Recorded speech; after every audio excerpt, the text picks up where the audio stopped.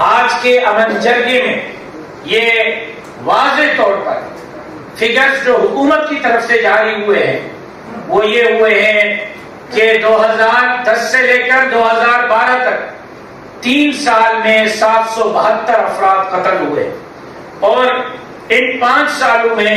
یہ میری رپورٹ نہیں ہے، یہ میڈیا کی رپورٹ ہے، یہ ٹرانسپیرنٹ اداروں کی رپورٹ ہے، یہ حکومتی اداروں کی رپورٹ ہے کہ سکھر اور لاڑکانہ ڈویژن میں ان 4 سالوں میں 3000 سے زائد لوگ مارے گئے ہیں۔ ڈی ایس پی تک قتل کیے گئے، ایس ایچ اوز تک قتل کیے گئے، پولیس تک کو مارا گیا اور رینجرز تک کو مارا گیا۔ اس کا آخر ذمہ دار کون ہے؟ کرائم ریکوری سندھ میں نہ ہونے کے برابر ہے،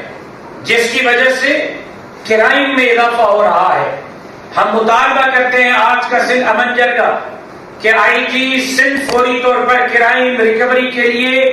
ہر ضلع اور تحصیل اور تھانہ لیول تک کرائم ریکوری کے لیے خصوصی الگ سے کمیٹی قائم کرے پولیس کی نگرانی میں، جو کرائم کی ریکوری کے لیے اپنا کردار ادا کرے۔